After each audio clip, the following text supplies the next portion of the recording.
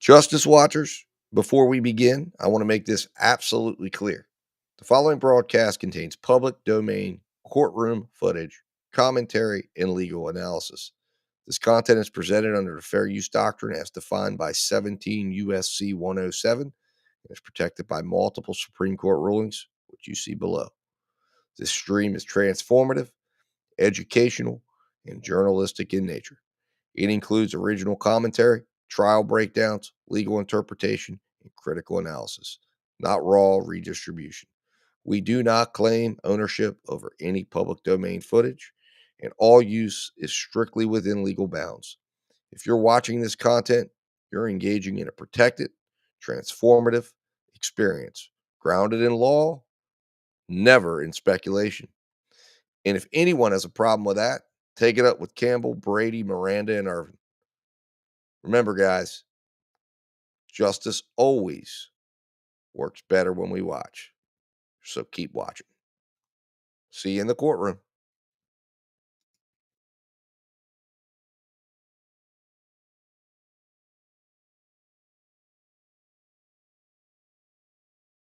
Your Honor. So you'll call Mr. Tom Wilson.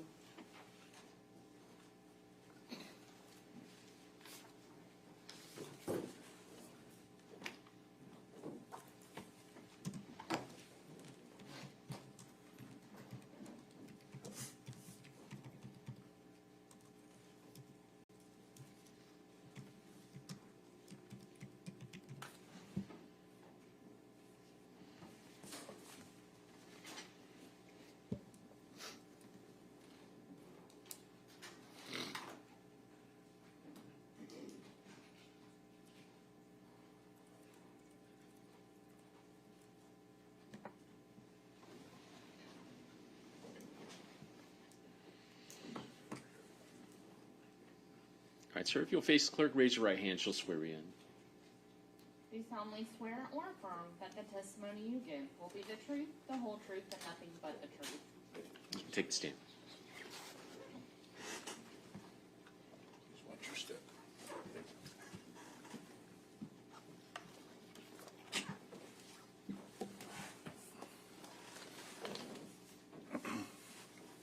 And you can proceed whenever you're ready. Thank you, Your Honor. Good afternoon, sir. Hello. Would you please introduce yourself to ladies and gentlemen of the jury by telling them your name? My name is Thomas Wilson. And, sir, where do you reside? I reside in Cape Coral. And who do you reside with, if anyone? Miguel Blanco. And who's Miguel Blanco to you, sir? He is my husband. And does anyone else reside with you? Yes. I have two roommates, Sean Rippentop and trying to think of Jeff's last name, Caldwell. Sorry about that. I don't know. I'm on the spot. All right. And what do you do for a living, sir? I am a internal auditor for Restaurant Depot. And how long have you been working for Restaurant Depot? 10 years.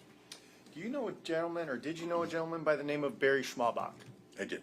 And how did you know him? I knew him from Restaurant Depot. He was a vice president over dry goods and small wares. And when I started with the company, I was a small wares manager. And where did you meet Mr. Schmalbach? I met him in Chicago at a meeting. And over the course of that time, how long would you say you'd known him for? Close to 10 years, but actually really well in 9 years. When you say really well, what do you mean? Well, we actually opened a location here in Fort Myers together, setting up the small wares and dry goods. And when That's was how I that? got to really know him. 9 years ago, And where was he residing at the time? Chicago. Okay. And so he came down here to Fort Myers to assist you? Yes. Okay. Did he set up shop down here in Florida eventually? Eventually he moved to Naples. Okay. And how long had he resided in Naples? I don't recall. Okay. And did there come a point in time where he ultimately wound up moving or living in Cape Coral? He lived in Naples roughly maybe a year and a half and then moved to Cape Coral. And did you keep in contact with Mr. Schmalbach? Oh, yes. How did you keep in contact with him? Through texts or phone calls, and at one point in time through Facebook. Now, when you kept in contact with Mr. Schmalbach, by a phone call.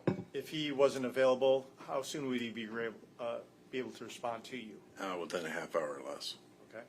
And now, also you indicated by text as well? Yes. And when you texted with Mr. Schmalbach, how would he respond? Or how Usually quickly right would he away. respond? Usually right away. All right. And that was something that he did fairly regularly? Yes. And that was something that you came to know him to be? Yes. Now, are you also familiar with a gentleman by the name of Christopher Davis? Yes. How did you become familiar with Christopher Davis? Actually, he was invited to my Cinco de Mayo party, And 2023. and was that Cinco de Mayo party at your residence? Yes. All right. And at that particular Cinco de Mayo party, did Mr. Davis make contact with Mr. Schmalbach? Yes. And how long had Mr. Schmalbach and Mr. Davis stayed at your particular party? I don't recall. Okay. Did you see them conversing with each other? Yes. Okay. Did you see one leave at one time and one leave at another time? Yes. Okay. Who left first?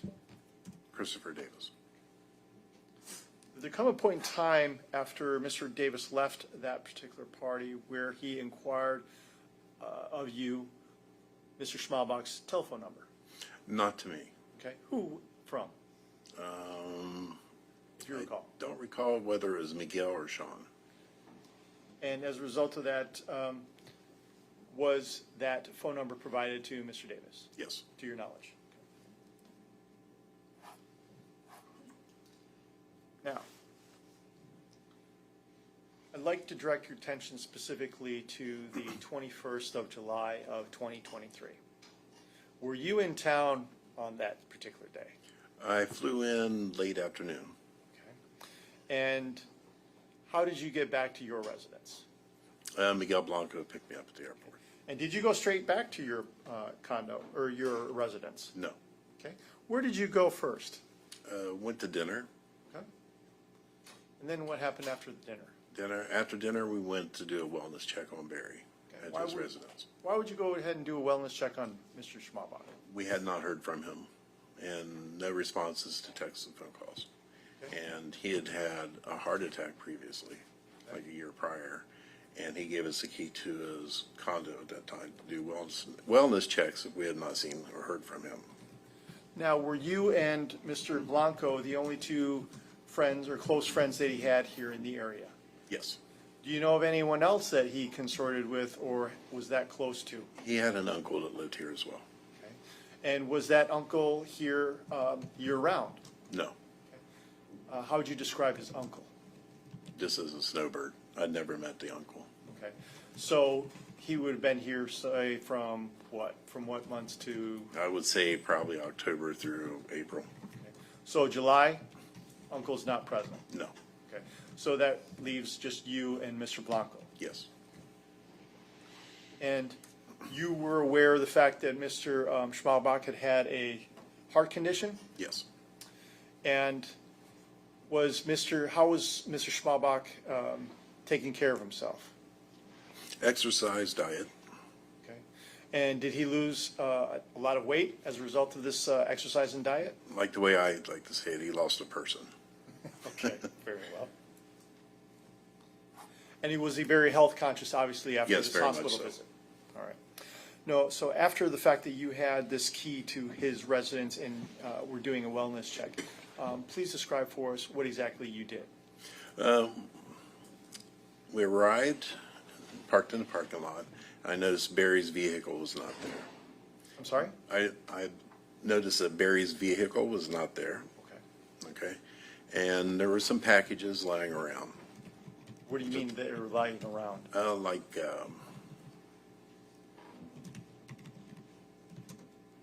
Just packages mailed as far as for his business. Were they inside of his residence, outside of his Outside. residence? One was down on the ground near the mailbox. The other was outside his door. Okay. Is that unusual? Yes, Why? because he didn't tell us he went anywhere, so obviously it would have been picked up. So if Mr. Schmalbach was going somewhere, would he let you know? Yes. Once again, why? Why? Yes. to take care of his place. We would get his mail for him and take it inside. Any packages that would be lying about. Did he regularly tell you where he was going and when he was going, Yes. when he was coming back? Yes, And that's because he wanted to make sure that you knew his whereabouts? taking care of things, but also we're close friends. As a close friend, did you also share what were called locations on your phones? Yes, Okay. he And, shared his location with me. I'm sorry? He did share his location with me. So you knew where he was at any given point in time? Yes, So when you went to his condo on the 21st of July of 2023, was Mr. Schmalbach present? no. And what did you do in response to seeing these packages in mail outside of his residence? Miguel and I picked up the packages. We went to the door, knocked on the door. There was no response. So I opened the door, looked in. I set the packages on the bar. And then I noticed things were just not right. What do you mean they weren't right? Barry liked to sit in the dark, and he was very neat and clean. The place was a mess, and every light in the place was on. What do you mean the place was a mess? Disheveled. I mean, things lying around, furniture not where it would normally be, that kind of thing. Okay. And that would have been odd, given Very the odd. fact that you knew Mr. Schmalbach the way you did? Yes. Did that concern you? Very much so. Okay. What did you do in response after having seen that? Looked at Miguel and I said, we need to leave.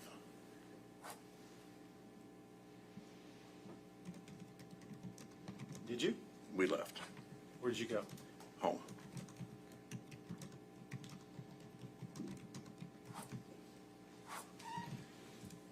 Did there come a point in time when you ultimately returned to this particular location? Actually drove by the next day and the Jeep had returned. Did you notice anything odd about this Jeep when you returned? Not at that time. At what time did you notice something odd about this Jeep? That was later in the evening when we met the Cape Coral Police Department there. And would that have been on the next day on the 22nd? Yes. Judge, let the record reflect I'm showing defense counsel Tracy Martin, state's exhibit number 2A. May I approach? Meh. Mr. Wilson, I'm showing you what's previously marked as state's exhibit number 2A. Do you recognize that? Yes, that was Barry's Jeep. Okay. And was that the Jeep in the condition that you last saw it? Yes. Judge, state move state's exhibit number 2A and evidence it. Any objections? No. Be admitted? Permission published? You may. So, Mr. Wilson, what's odd about this Jeep? It was very dirty. And Barry was very clean about everything. Okay. Well, if Mr. Schmalbach had a Jeep that was this dirty, how would he respond to it? Speculation. Overruled at this point if you know. If you know the answer, you can answer. Okay. He would be highly upset, but it wouldn't be in that condition Okay. to begin with. Did Mr. Schmalbach keep his Jeep in that condition? Never. It's indicated that he was neat and tidy. What's Is that that? correct? You indicated that Mr. Schmalbach was neat and tidy and meticulous. Yes. Very meticulous. Did that also pertain to his Jeep? Yes. How long would Mr. Schmalbach allow for his Jeep to be in this particular condition? It wouldn't be in that condition. What condition would it be in? Very clean. You wouldn't see dirt on it.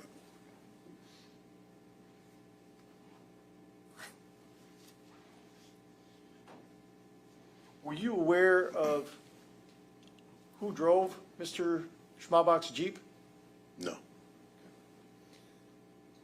And do you know if Mr. Schmalbach was the only person that drove Mr. Schmalbach's Jeep? Yes. He wouldn't even let me drive it.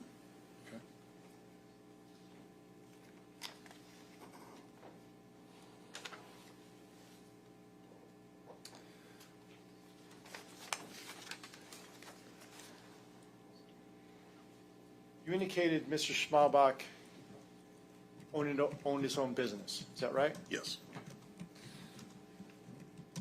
And as part of running his own business, was it important for him also to utilize and remain in contact with customers and clients and colleagues? yes, definitely. And would you have been considered to be a colleague? Yes, sometimes I would get samples from work for him. Okay.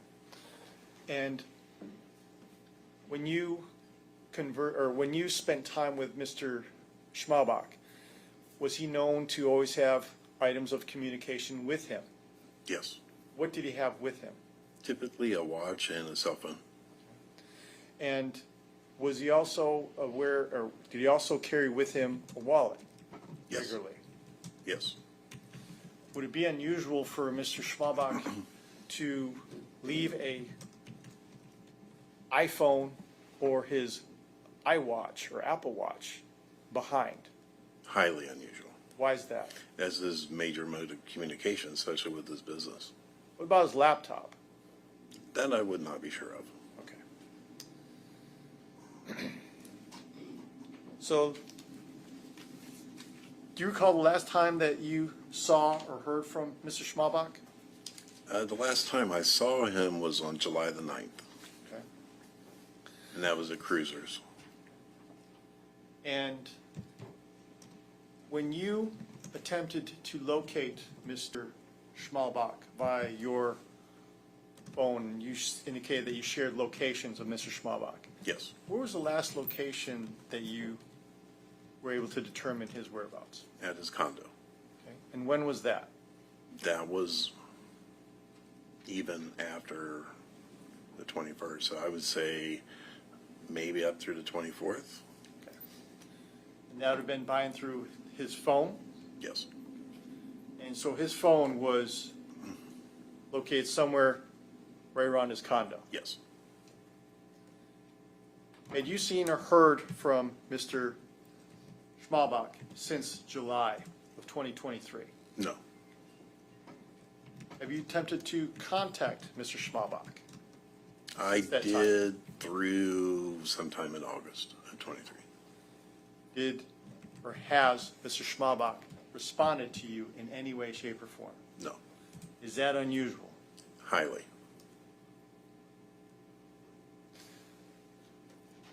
You haven't had any contact with Mr. Schmalbach since July of 2023? No. Thank you, Judge. I have no further questions for this All right. witness. That's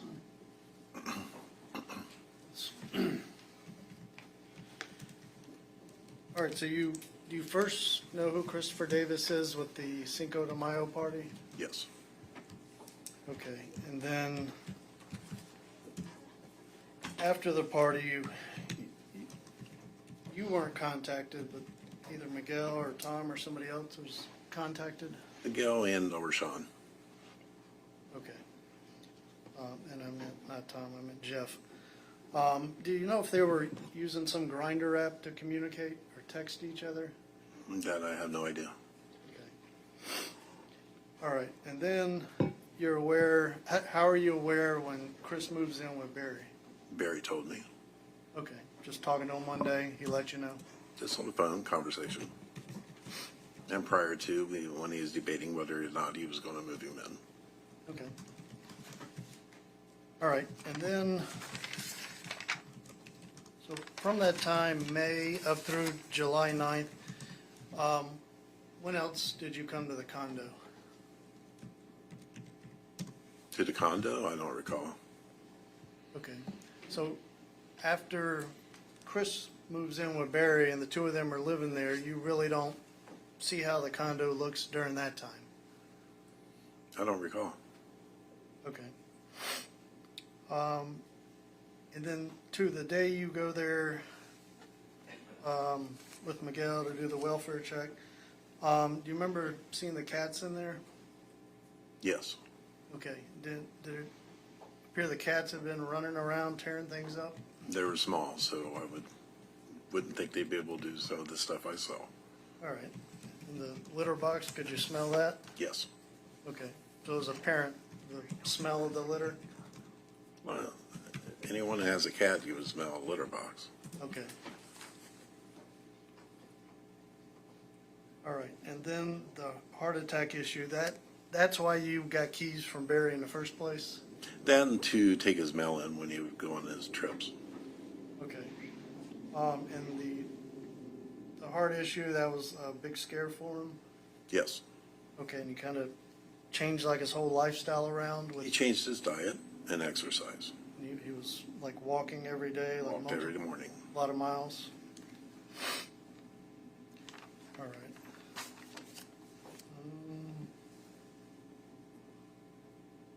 All right, thank you. Anything else? Just one quick question, Judge. Mr. Wilson, did Mr. Schmalbach tell you that he was going anywhere? No. Thank you. Nothing further. All right. You can step down. Thank you. You may be excused, Judge. Any objection? All right, sir, you can step down and you're released from your subpoena. State and call their next witness. Want me to jump? Yes, Judge. At this time, the state would like to call Mr. Carl Hewitt.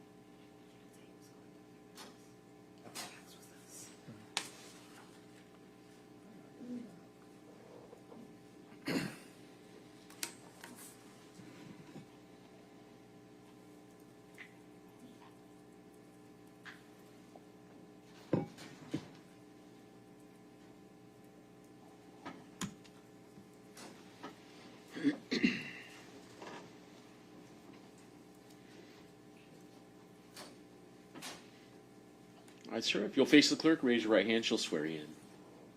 No, right here. Sorry. That's okay. Do you solemnly swear or affirm that the testimony you give will be the truth, the whole truth, and nothing but the truth? All right, you can take the stand.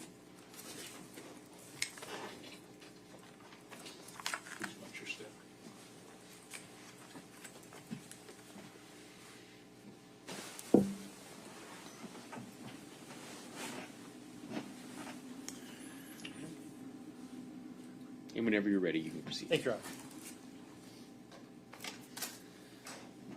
Good afternoon, sir. Would you please introduce yourself to ladies and gentlemen of the jury by telling them your name? Carlton Hewitt. And, sir, where do you work?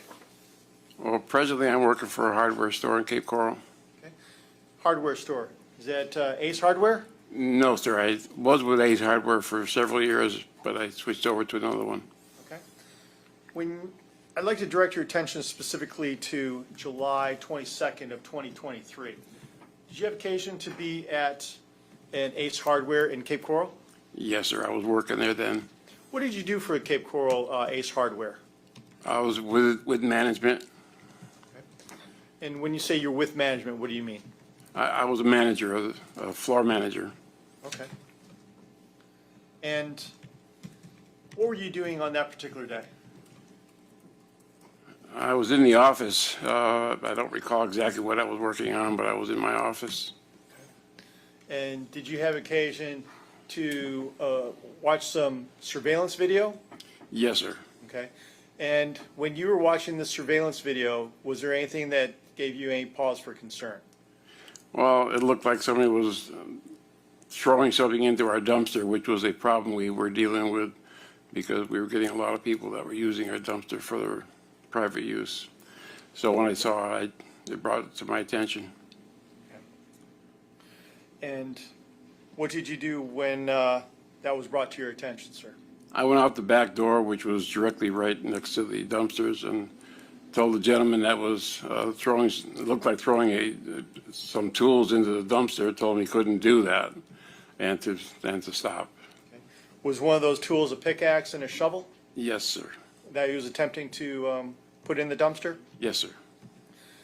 And because you're a hardware store, is that something that would typically be found in your dumpster or disposed of in your dumpster? Well, my presumption was that it was somehow broken and he was just discarding it. And one's not allowed to do that in your dumpsters? No, sir. Okay. Now, you indicated that you had an opportunity there was a video that you were able to observe and watch this entire action? Yes, sir. Judge, let the record reflect I'm showing defense counsel some previously marked as State's Exhibit number 41. All right. May I approach? You may. Mr. Hewitt, I'm showing you was some previously marked as State's Exhibit number 41. Do you recognize that particular disc? Yes, I do. And how do you recognize that? I viewed it in your office.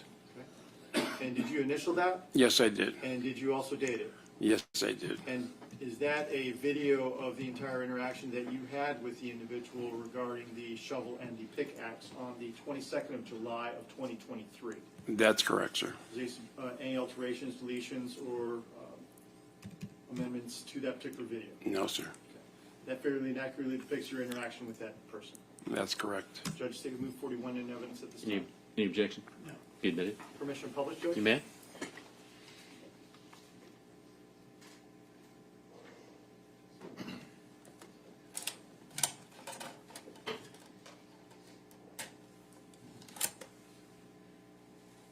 Do you need the lights dimmed? I do not, Judge. Thank you. Okay.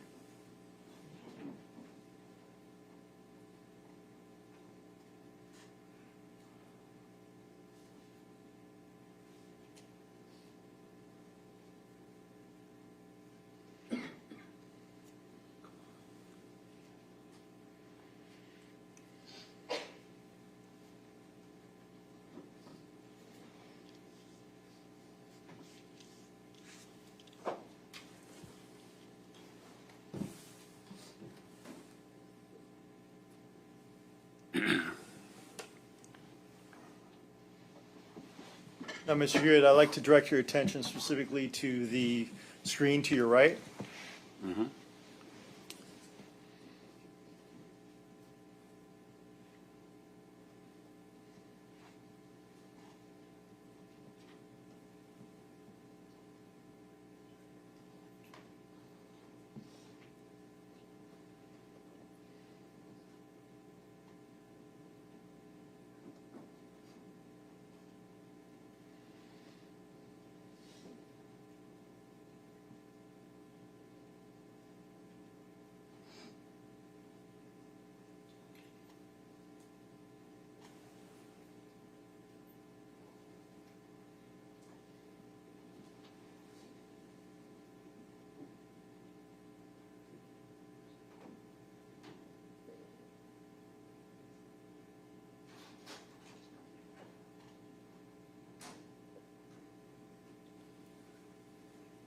Okay, let the record reflect I'm pausing it there at 52 seconds on the video screen. Mr. Hewitt, the individual that just walked out of that building with the blue polo shirt, is that you? That's correct. Okay. And is that the point in time in which you exited the building to confront the individual who was dumping the items there in the dumpster behind? That's correct. Where in relationship to your building is that dumpster? It's probably about 30 feet from the building. Where were you at the time that you began watching this video and saw this particular SUV pull up? When did you start watching that, and where were you at the time? My office is just inside that door, approximately 20 feet inside the door. And the monitors are right directly across from my office. So when you saw this this particular SUV pull up, did you immediately get up and go outside, or did you watch to see what he was doing first? No, I did watch it for a moment to see what he was up to. I didn't know who it was that pulled in with the SUV. And is it fairly commonplace to see cars like that pull up behind your building? Yes, because a lot of people will come in to get cardboard boxes that have been discarded, which we have no problem with them doing that. Those dumpsters are recycled dumpsters, and they have cardboard boxes primarily in them. Okay. So tools like, say, shovels and pickaxes don't belong in there? Is That right? did not. So that brought it to my attention. All right.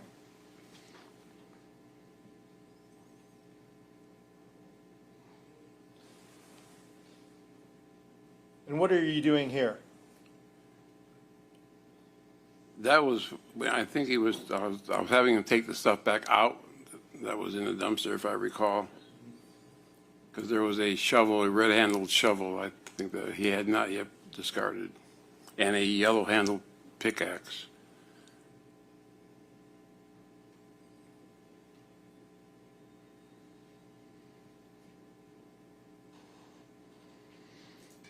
Then you just left him to go back into his SUV and you went back into the building? Correct.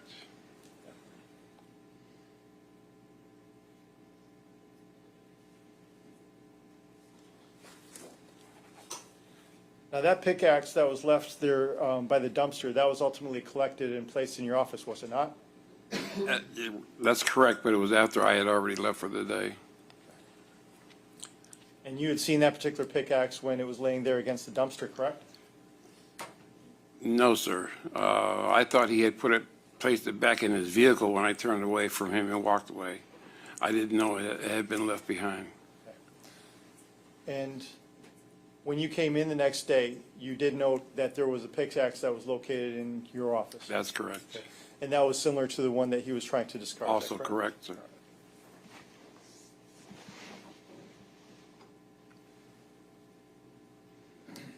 Now, sir, I'm going to show you what's been previously marked as case exhibit number 42. Do you recognize this item right here, sir? It looks exactly like the same thing that he was holding. And would that have been similar to the actual pickaxe that was inside your office at the That's time? correct.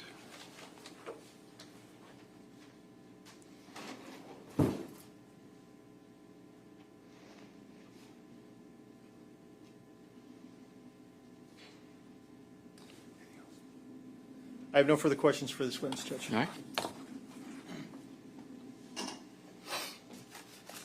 Afternoon. All right. So when you're first coming out of there, you see on the video, it looks like there's a dumpster to your left. Is that like a trash dumpster? That's the trash dumpster, yes, sir. Okay, and then, so then the one that person was trying to put things into is the cardboard dumpster? That's correct. Okay. And so number one, you don't want people using your dumpsters, but number two, throwing things in the cardboard recycle dumpster. Well, actually, we can get in trouble with the waste company if we do put garbage in on the cardboard. Okay, because they come to collect it and then there's metal or whatever in there. Right. All right. And you indicated you thought the person had taken the items back as you were walking in, and That's correct. then were you surprised to see this item the next day in your office, wondering what is this, where'd this come from? I did ask. I asked, I don't recall who, but I did ask you, what is this doing here? And they said it was left behind. And that was the end of my connection with it. Some guy, Dante Anderson, that worked there? That's correct. Okay. All right, thank you.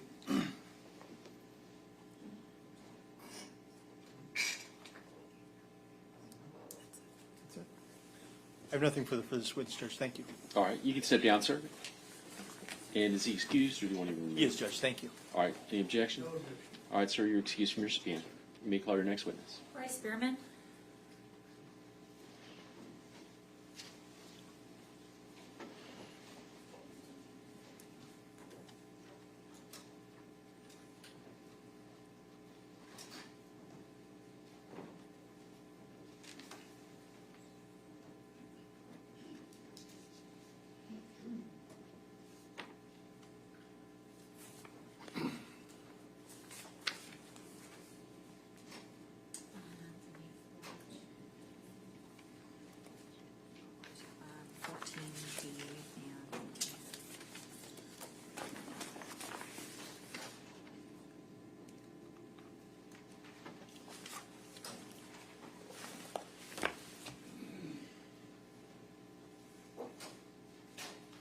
Sir, you've previously been sworn or still under oath. You may take a stand.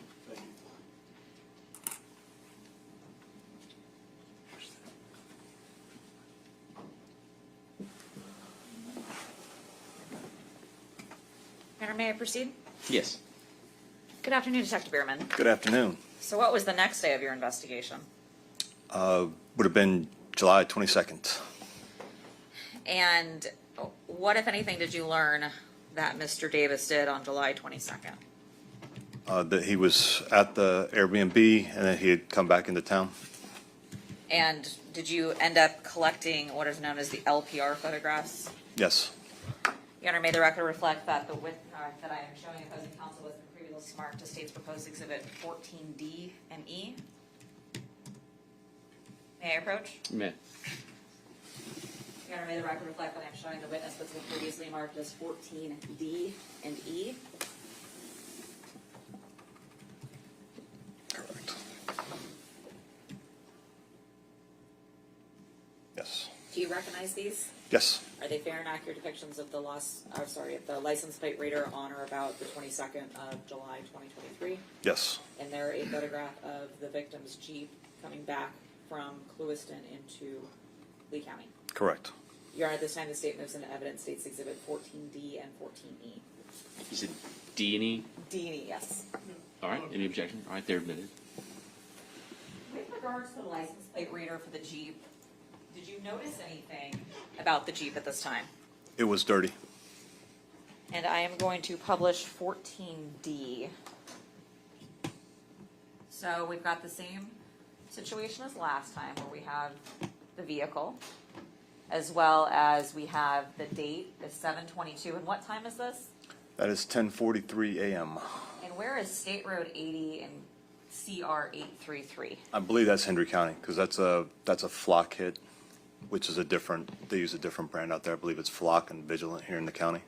Okay. And based on your investigation, you were able to ascertain that he had left the Airbnb and was driving back into Lee County? Yes. And what do you notice about the vehicle at this point? Up on the passenger side, up around the driver's side door, appears to be some dirt there and some dirt on the back end. And that's different than what it looked like before going out to Monterey. Correct. And now I'm publishing 14E. And this is a different view as well. Yes. Okay. And it still shows the same dirt? Yes.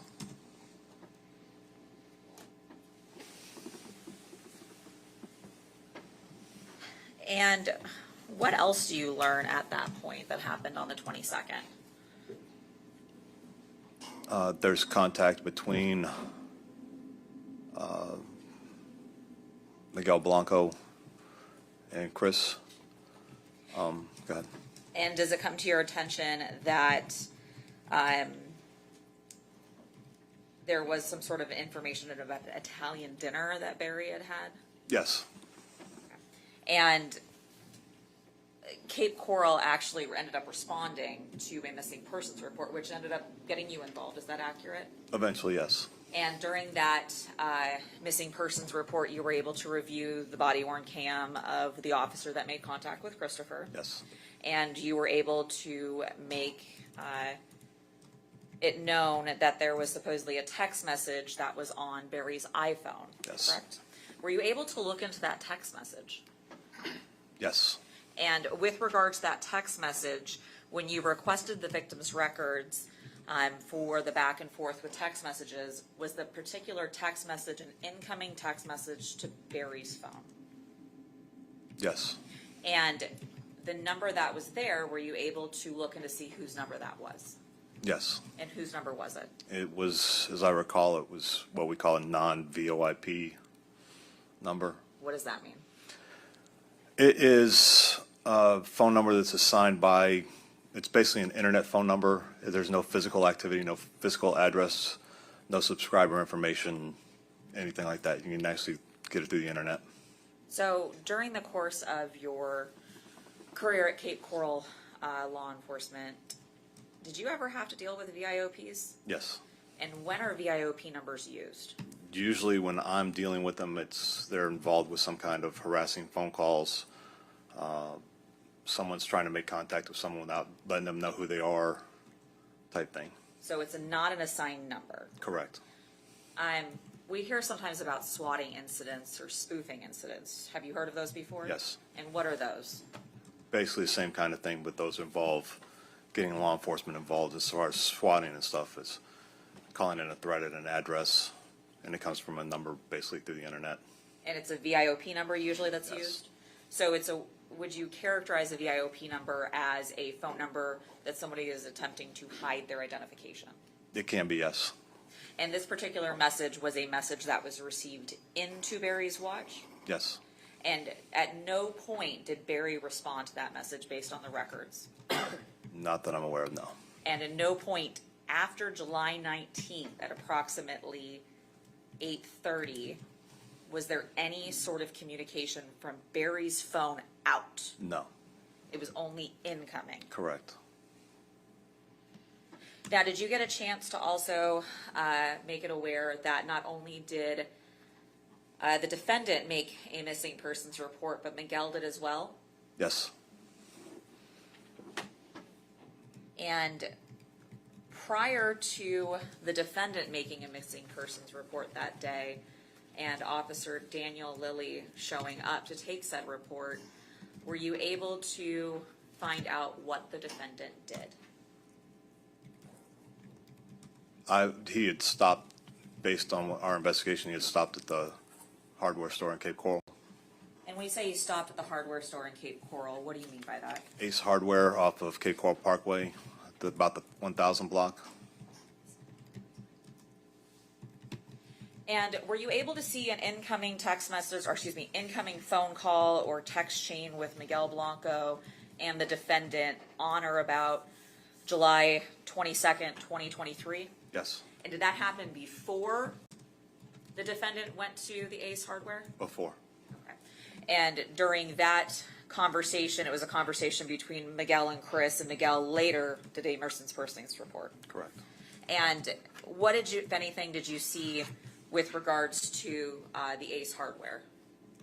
A male driving up in Mr. Schmalbach's vehicle, getting out and trying to get rid of items.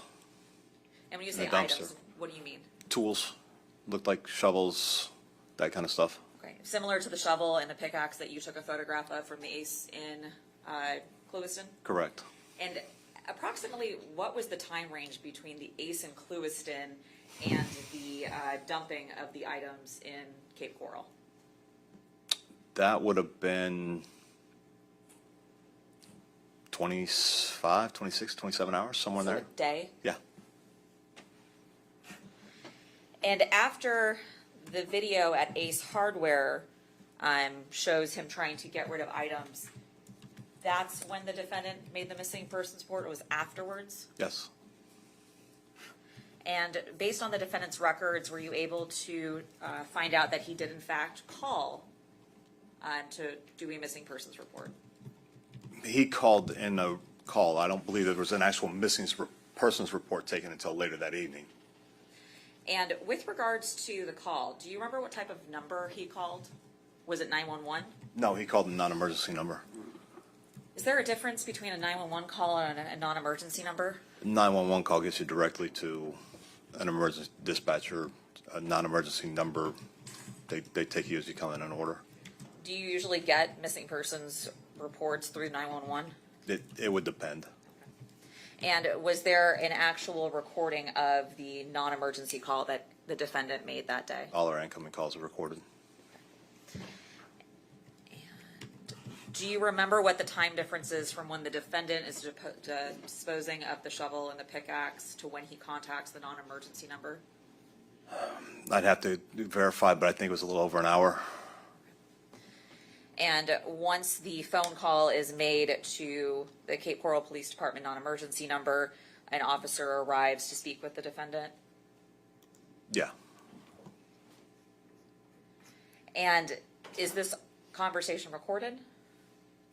The conversation between the officer and the defendant? Yes, And that's recorded on what is known as a BWC? correct. What is a BWC? It's a body-worn camera. Is that something that all of the patrol deputies are assigned? Correct, yes. Now, were you assigned one that you used to have to wear as a detective? As a detective, no. Okay, so I had one if I was working details, off-duty details in uniform. So it's predominantly only for patrol deputies? Correct. So- SROs, anyone in uniform. There's not Traffic. a body-worn cam that was attached to you during the course of your investigation unless there was a uniformed officer? No. And did you end up finding out later that day if Chris did anything else? Such as reviewing different websites or alternatively the Airbnb? I believe there was some back and forth between the Airbnb as far as a review. And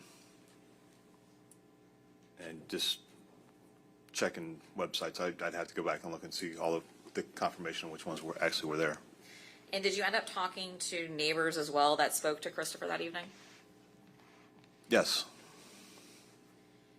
And I know that on day one, we discussed the cell phone records of the defendant calling Barry. Did he call Barry before he reported him missing? Yes. And he approximately called him 18, 19 times between the night of the 19th the morning of the 20th until the 22nd? Yes. And can you explain for the jury how those calls show up on his phone? They actually show up, just like that first day that we did it. They come into the phone number or the watch, then the watch transfers them to the phone, and then they're call forward, not answered. None of them are answered. So the best way to say it would be watch, phone, call forward, phone. Correct. So the watch and the phone are pinging off of each other and nobody answers it. Correct. And this happens over and over again? It slows up as the days go on. Now, when you say it slows up as the days go on, after he's reported Barry missing, does he continue calling the phone number? Doesn't call it again. Does he ever text it? Not that I'm aware of, no. So at no point after he's reported him missing are there any communications between the defendant and Barry's phone? Not that I'm aware of, no. No phone calls out? No. No text messages out? No. And are you aware if Cape Coral was able to recover a pickaxe from Ace Hardware in Cape Coral? Yes. And that pickaxe was collected by Cape Coral and was brought to court today? Yes. Have you had an opportunity to review what has been previously identified as State's Exhibit 42? Yes. Your Honor, at this time, the state will move into evidence State's Exhibit 42. All right, any objection? Judge, I object in that the last witness had indicated he didn't even know it was left there. And the next day, just some item that shows up in his office. And then some other All right, well, employee okay, tells approach.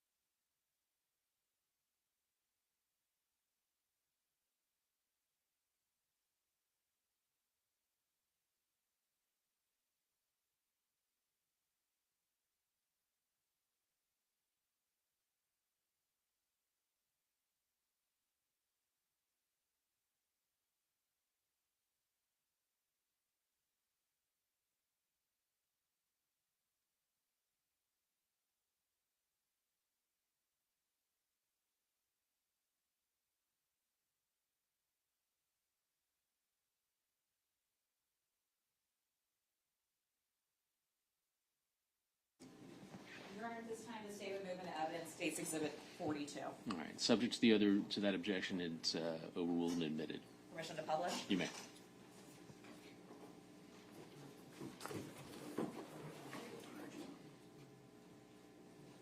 Detective Bearman, is this the pickaxe that was recovered from the Ace Hardware in Cape Coral? Yes.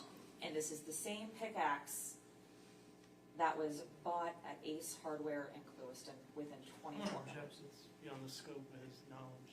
Overruled. Yes. Your Honor, permission to publish, I won't hand it to the You jury, may. but if that's Yeah. okay.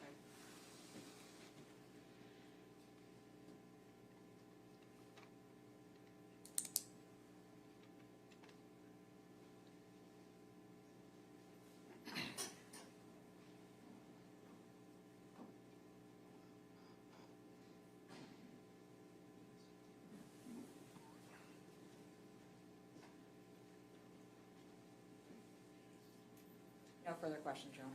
All right. Your Honor, may I approach the clerk? Yes. Okay.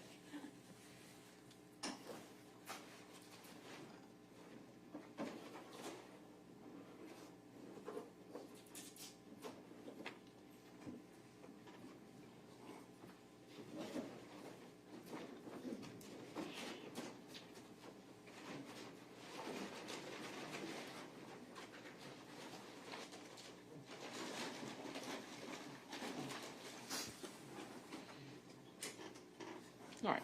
You may proceed. Right. Sir, the one license plate reader photo, you noticed the Jeep, I guess, had some dirt near the front wheels? Yes. All right. And in your investigation, did you ever learn if the Jeep or the defendant had gone to a place in Clewiston for 4x4 and off-roading called Devil's Garden Mud Club? I did not. Okay.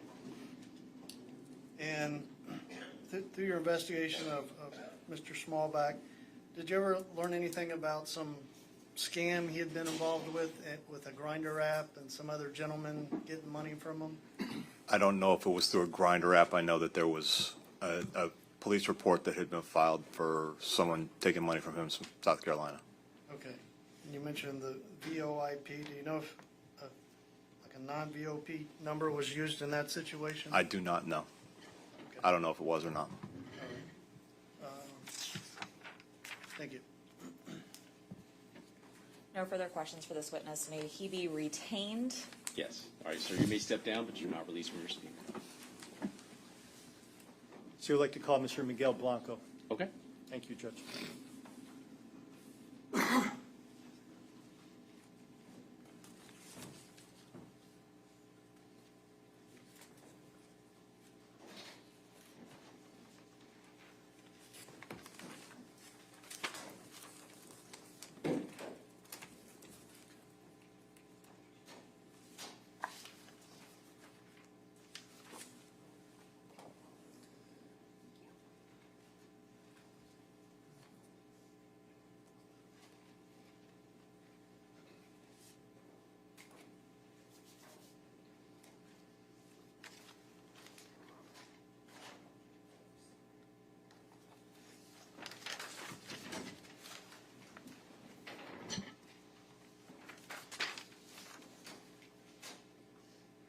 All right, sir. You were previously sworn in, so you're under oath, and you can take a stand.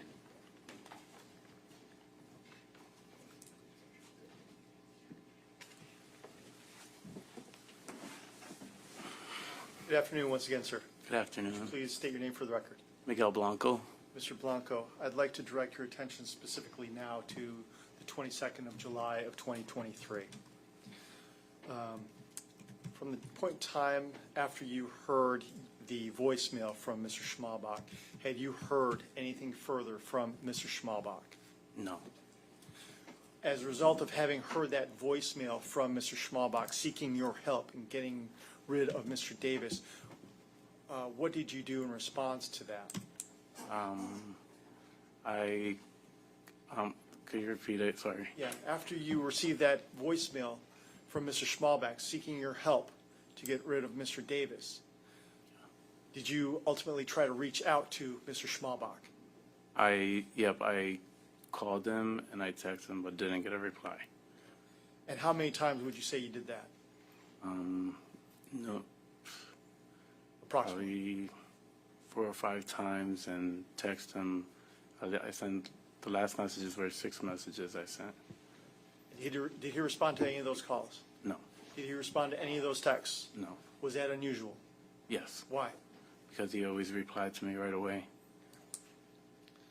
So we learned that on the 21st of July, you and Mr. Wilson had gone to Mr. Schmalbach's residence. Is that right? Yes, And as a result of having gone to that particular residence, did you ultimately follow up with Mr. Davis on the 22nd of July of 2023? yes.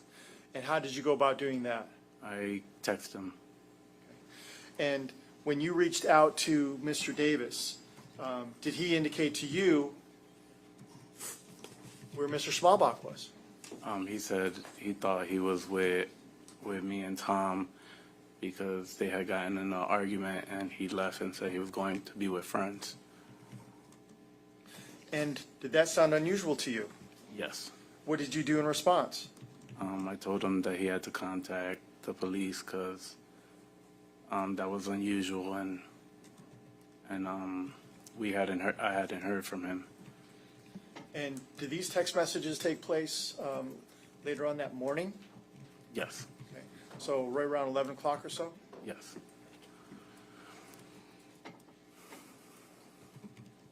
So did you ultimately wind up contacting law enforcement? Yes. And when was that? That same day, that afternoon, and then 2 officers met me at the condo. You actually went over to the condo that evening? Yes. And when you were at the condo that evening, did you notice anything unusual outside? Yes, the Jeep had mud on it. And was that unusual to you? Yes, Why? because he always kept the Jeep clean.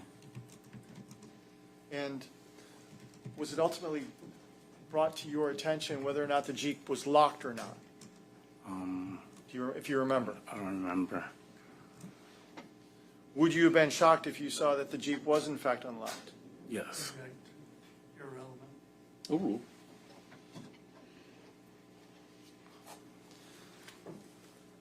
Were you aware if anyone else was ever allowed to drive that vehicle besides Mr. Schmalbach? No.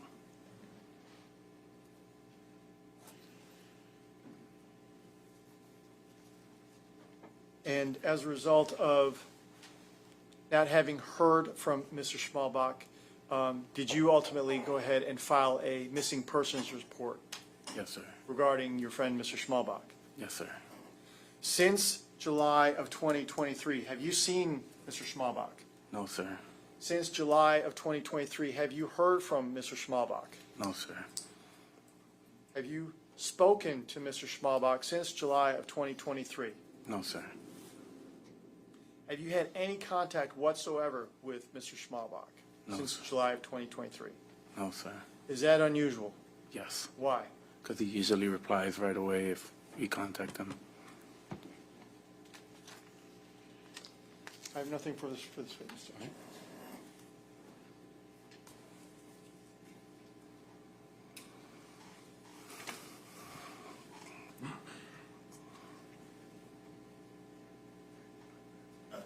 No questions. All right, sir, you can step down.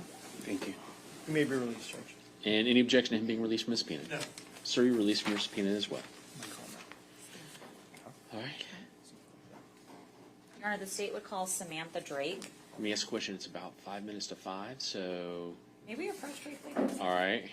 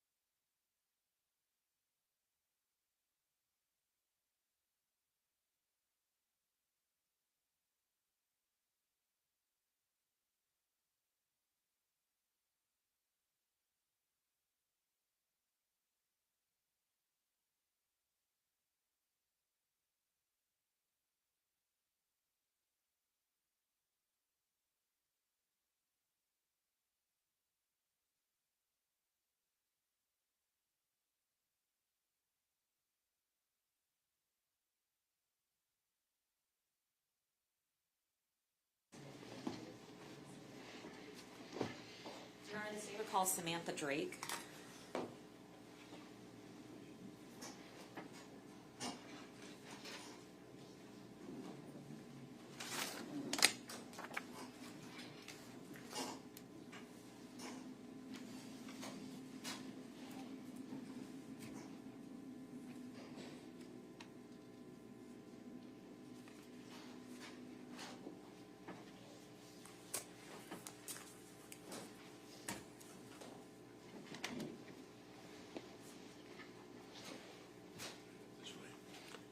All right, if you'll face the clerk, raise your right hand. She'll swear you in. Do solemnly swear or affirm that the testimony you give will be the truth, the whole truth, and nothing but the truth. All right, you can take the stand.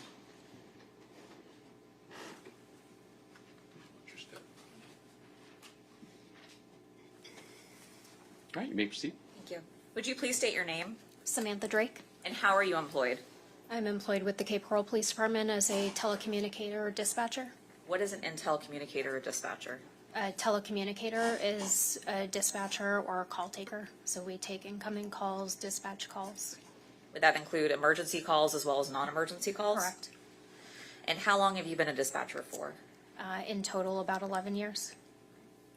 And are you aware of the system that Cape Coral Police Department uses to record either 911 calls or non-emergency phone calls? Yes. And how are you familiar with that system? I've been working with it for 11 years. So you received training on how to use it as well as the fact that all calls are recorded? Correct. And were you working in your official capacity on or about July 22nd, 2023 at 1:19 p.m.? Yes.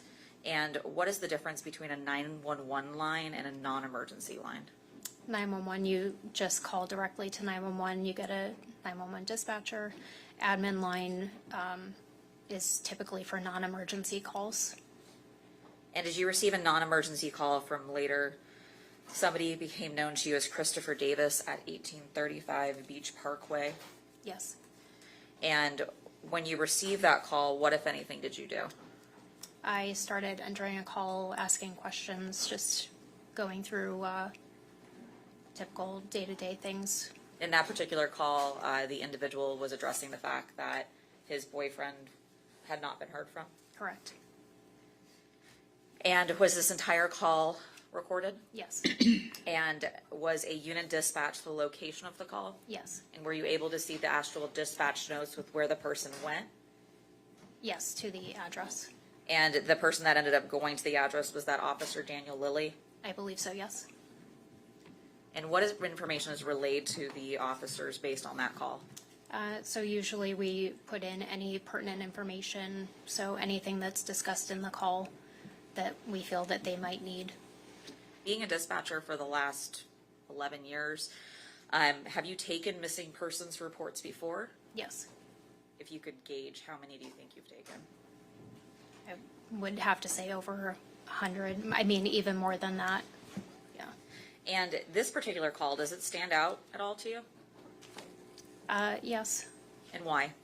just because of it coming in on a non-emergency line, and for the information that was being relayed. And when you say the information that was being relayed, how would you characterize that information? It just seemed rather odd. Speculation. Overruled at this point. Your Honor, may the record reflect I'm now showing opposing counsel what's been previously marked as State's Exhibit 43 for identification purposes. May I approach the witness? You may. May the record reflect that I'm now showing the witness what's been previously marked as State's Proposed Exhibit 43. Do you recognize this? Yes, And how do you recognize this? that is the recording of my phone call. And is this a signature on it? Yes, Whose signature is that? that's my signature. And there is a date above it, as well as that also the date that you listened to this call? Yes. And has this call been altered or changed in any way since you first listened to it when the defendant called the non-emergency? No. number? Your Honor, at this time, the state will move into evidence, State's Exhibit 43. Just object as hearsay. Your Honor, it's admission by a party opponent. That falls under the. I'll let you approach.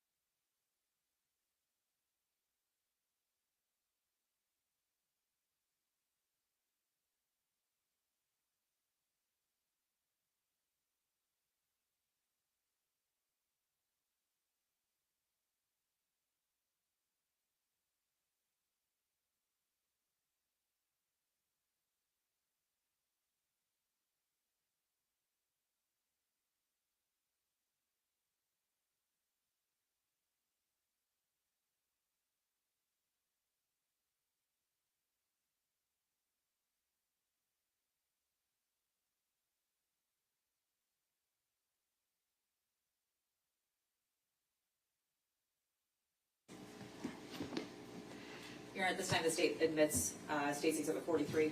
It'll be a minute. Permission to publish. You may.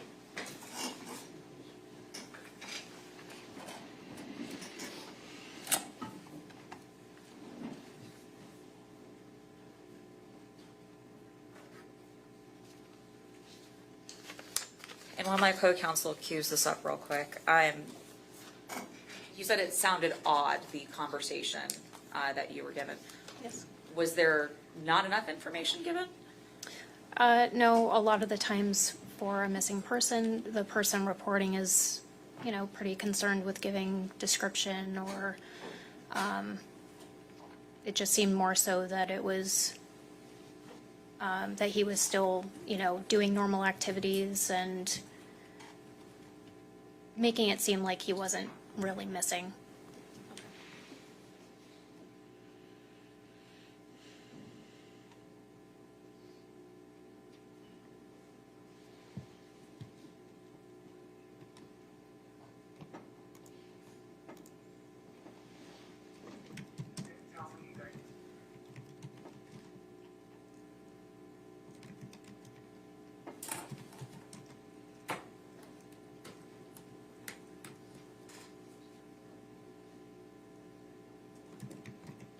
Hi, Samantha. I'm calling. I need to file a notice report, a missing persons report. Okay, are you in case forum? Yes. My boyfriend, I haven't heard from him in a few days. He did tell me that he wanted some space and he needed a few days, but his friends haven't heard from him, and I'm concerned. I wasn't trying to be nosy, but he left his Apple Watch here, and messages have come in. Apparently, he had an Italian dinner with someone last night. Okay. But I need to file a missing persons report. He's not responding.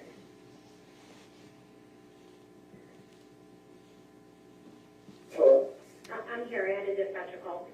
So you said that he had messages coming in last night, so he was on his phone? I don't know. I don't see what he typed. It's an Apple Watch. A message popped in from a 23 number, and it said, "How did you feel about that Italian dinner last night? How about Chinese tomorrow?" Okay. So clearly he's but still his talking friends- to people, correct? Yes, but his other friends have not heard from him. His friend Miguel Okay. has not heard from him, and I have not heard from him. He did message me and tell me that he wanted space for a few days, Right? but he's not responding. I mean, and I don't want to sound stupid because, yes, he's done this before, but he's never not talked to his friends, Okay. But he's still going out and having dinner. I So guess he's not technically coming back missing. here. Okay. So what is your address? 1835 Beach Parkway. 1835 Does this Beach sound- Parkway? Yes, 1835 Beach Parkway, apartment 303. Okay. And what's your name? My name is Christopher Davis. And what's your telephone number? 239-851-9567. I already tried calling the Lee County Sheriff's Department, and they sent me over here to you. Does this sound like Okay, something give me 1 second. I'm sorry. I really honestly wasn't even worried until his friend messaged me today, and his friend was like, "Hey, we haven't heard from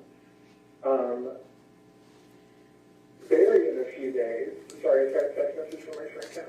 So we haven't heard from Barry in a few days, and Okay. someone came in our house and put packages on the counter. So I think he was here last night because there's packages on the counter, but I don't. Okay, so I'll have an officer come out and meet with you. It doesn't sound like he's missing if he's still coming and dropping stuff off and having dinners. But what is his name? Barry Schmalbach, Can you spell that for me, please? Schmalbach.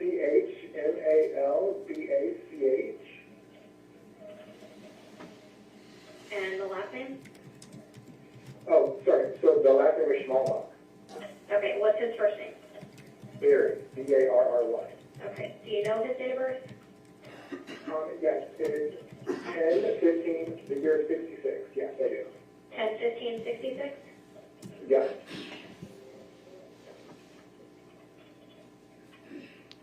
Is he white, black, Hispanic? He's white. He's 6'4". He's probably 220 pounds. And his hair color? White, well, blonde, but he's got it blonde, it's white, really. Okay, and his eye color? Blue. And what's his phone number? Oh, hang on, I have to look.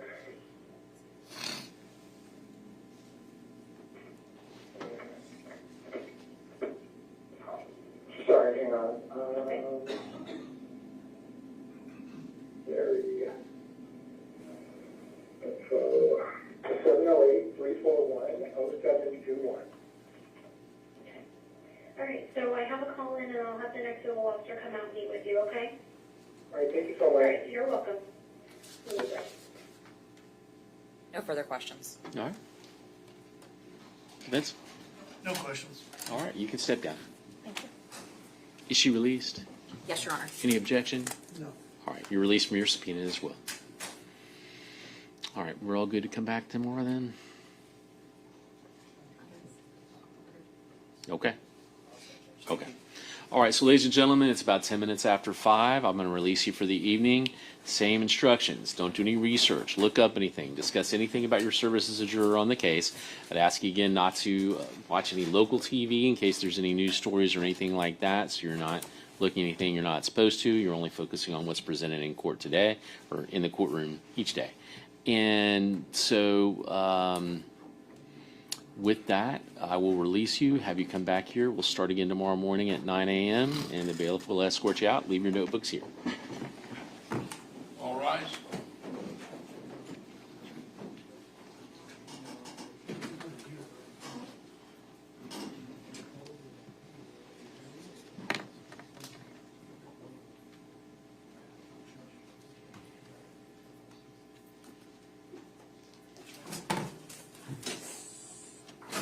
All right. Let the record reflect the jury's exited the courtroom. Are there any issues I need to address prior to recessing for the evening and coming back tomorrow morning? No, Your Honor. All right, you're going to make sure you've got all the exhibits up there with the clerk? All right. Anything from the defense for tomorrow morning? Very well. All right, we will see you tomorrow morning then. Do I have anything at 8:30 tomorrow? Okay. 8:30? Okay.